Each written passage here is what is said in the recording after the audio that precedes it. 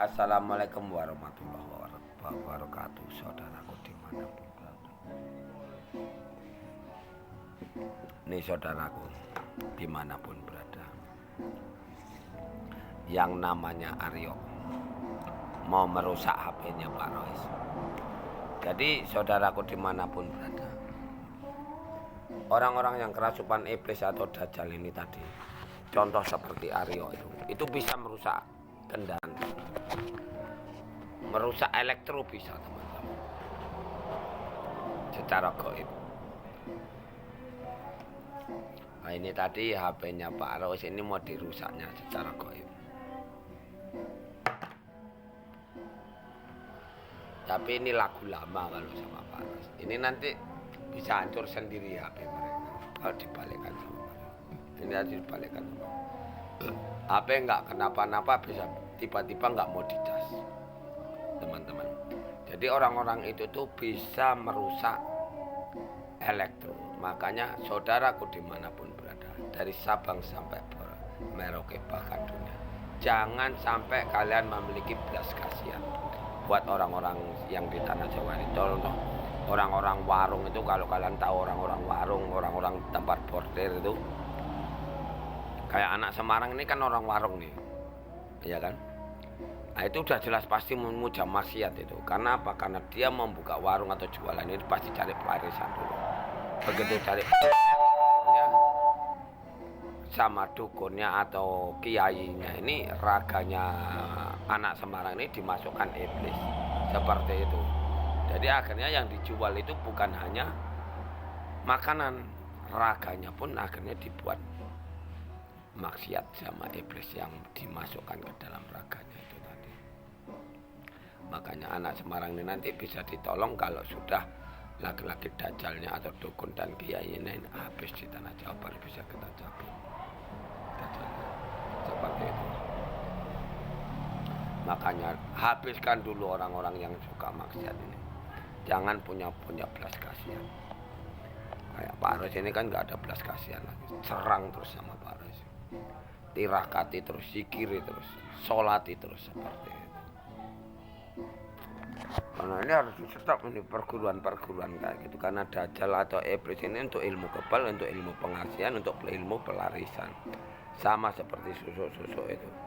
Makanya perguruan-perguruan tanah Jawa ini kayak pondok pesantren, bela diri itu, yang dibikin ilmu ini dajjal ini tadi atau iblis ini tadi, akhirnya dia merasa kebal, merasa kuat seperti itu.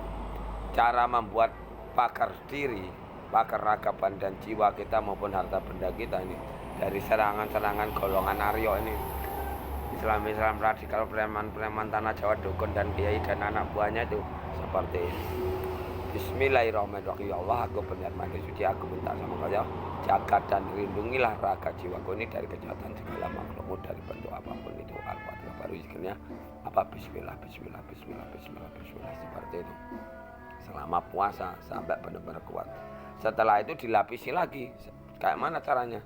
Bismillahirrahmanirrahim. Ya Allah, aku berniat mandi suci, aku minta sama kau ya Allah, hancur leburkanlah raga jiwanya seluruh makhluk yang tidak mencelakai raga jiwaku, harta bendaku, rezekiku, dari kejahatan segala makhlukmu, dari bentuk apapun itu. Al-Fatihah. Begitu baru zikirnya bismillah.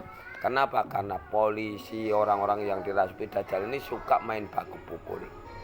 Contoh seperti Pak Rois kemarin, hampir 1 bulan yang lalu, Pak Rois itu dituduh sama orang pertama ini nyuri sanyung. Nah, Pak Rois dilaporkan polisi, akhirnya diperiksa di ruang pemeriksaan di kantor polisi ini. Pak Rois dihajar di kantor polisi ini, dipukuli Pak Rois.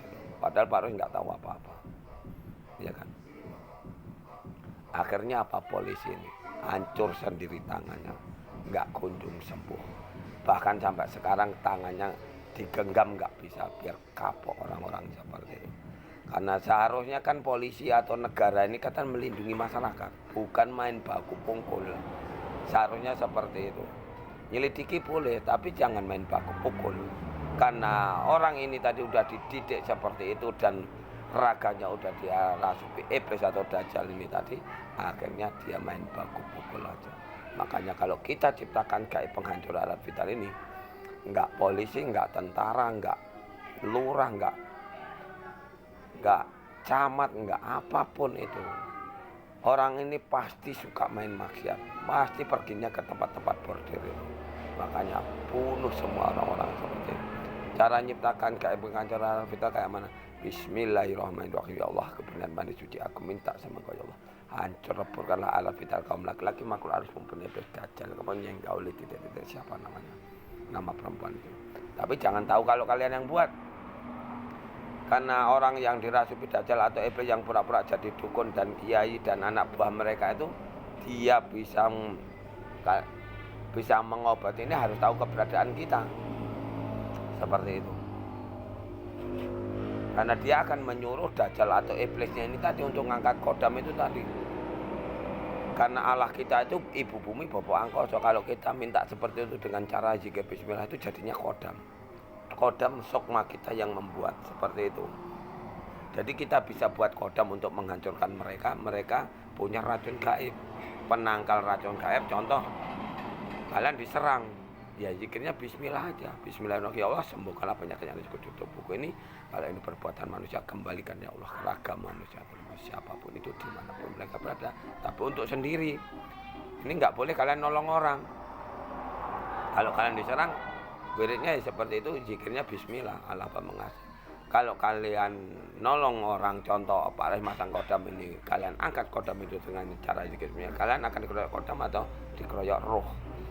Kalau kalian nggak tahu penyakit umat manusia ini apa, makanya ajarannya saya ingin untuk membasmi kuasa kegelapan atau kejahatan atau iblis ini tadi, ya seperti itu. Hancurkan dulu raganya orang yang dihuni iblis ini, contoh seperti Aryo, Girisa, Putra, Jinggo dan anak-anak buah mereka. Orang-orang seperti dia itu harus dibuat seperti itu, harus dimusnahkan. Makanya Jinggo kemarin berapa 1 minggu yang lalu ngomong sama para sahabat, Pak Arus itu dimusuhi orang banyak. Yang musuhi para ya manusia-manusia dajjal ini tadi, seperti yang pemuja-pemuja maksiat ini, dukun cabul, orang-orang sesat di negara Indonesia ini yang dibilang PKI itu tadi. Makanya mereka merasa berilmu, mereka merasa kuat, merasa hebat, perbuatannya maksiat. Karena ada itu apanya Jinggo, Aryo, Girisa, Putra itu kan nggak pantas seperti itu. Makanya kita musnahkan seperti itu ya. Dengan cara itu, mari kita ciptakan gaib pengajar sebanyak mungkin di tanah Jawa supaya kala bendu ini, orang-orang yang dirasuki iblis ini cepat hancur, mati, dan kala bendu minggir, baru kita susun nanti.